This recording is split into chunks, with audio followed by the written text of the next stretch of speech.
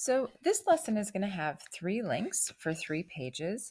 Again, we're going to start the first page, something we already learned how to do, because then we're going to connect that to our equations, also something we already learned how to do. So we're basically taking 2 things we already know and we're just putting them together.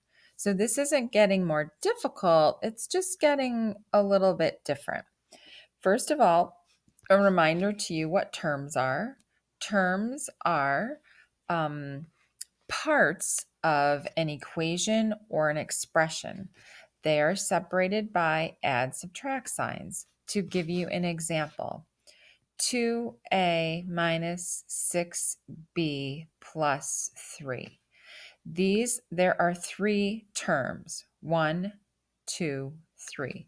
3 parts of the expression, or I could do this, make an equation. There are still 3 terms in the expression with 1 term as your answer.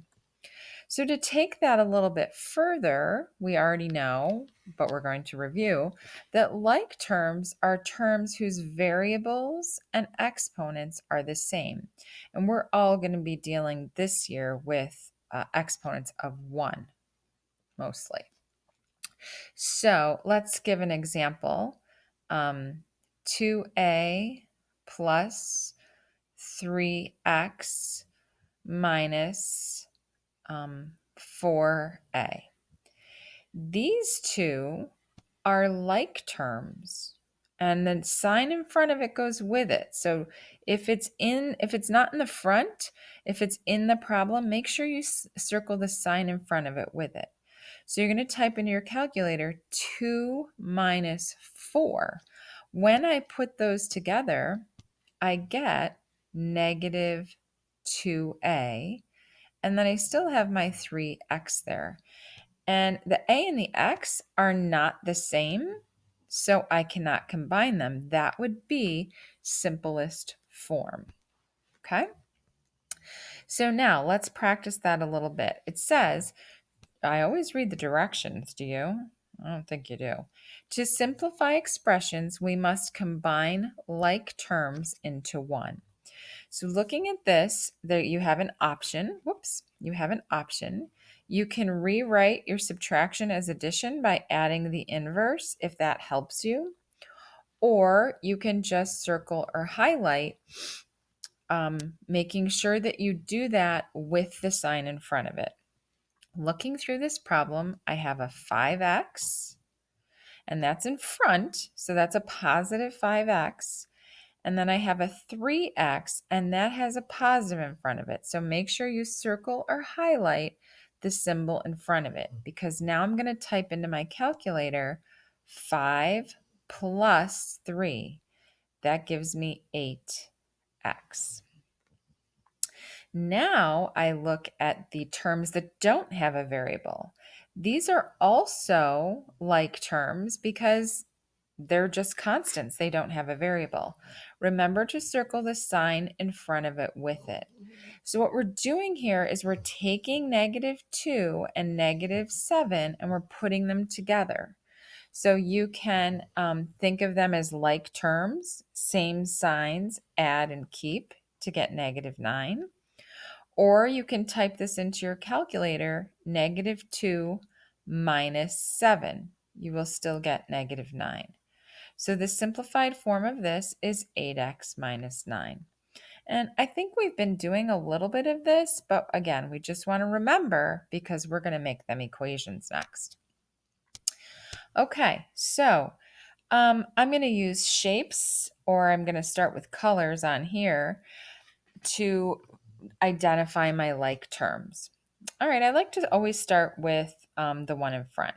So here I have an 8. It's in front, there's nothing in front of it, so it's a positive 8.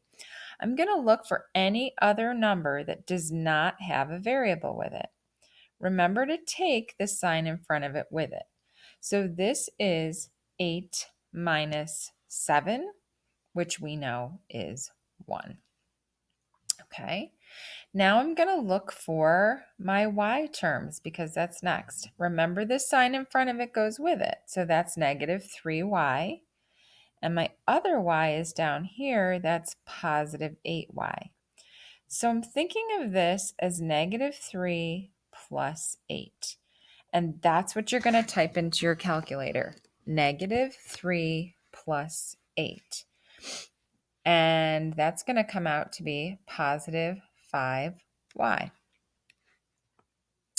When I say I'm using shapes to separate them, I circled that one. So now I'm going to put a box around my x terms. I have a positive 5x. Remember, the sign in front of it goes with it. And I have a negative 9x. So I'm doing 5 minus 9. And that's what I'm going to type into my calculator, 5 minus 9. That's going to give me negative 4x. Okay. You can also rearrange them by using the commutative property. Some kids like to do that, and that's totally fine. Now, our answers really need to be in alphabetical order. So I'm going to rearrange this. That's a negative 4. So negative 4x, that's a positive 5 plus 5y plus 1. There's my final answer. So if you want to do your x's first instead of the one in front, that's fine also. Now this one looks sticky because I've got this number out front, but then I have this number right next to a parenthesis. So I'm not sure what to do first. Great news. There's a rule for that. In the back of my room, you'll see a sign that says this. Doing fine at CMS. That's what that stands for. This helps me remember the order with which to do my order of operations. D tells me to distribute first. So I'm going to actually just pretend this isn't here for a minute. And I'm just going to distribute that negative 7. Negative 7 times 6 is negative 42n. And be real careful here. This is the hardest kind of distribution problem. Negative 7 times negative 12 is positive 84. Now that I've done the distributing, and this means fractions and decimals, there aren't any of those. Now that I'm done with that step, I'm going to bring this back into my world, and I'm just going to drop it down. C stands for combine like terms. I'm going to take a look here. I have an n. It's in front. That's a positive 4n. This one's not in front, so I have to circle the sign with it. That's a negative 42n. So type into your calculator 4 minus 42. That gives you negative 38n plus 84. These are not like terms, so that's as simple as you can get. That noise was my dog shaking its head.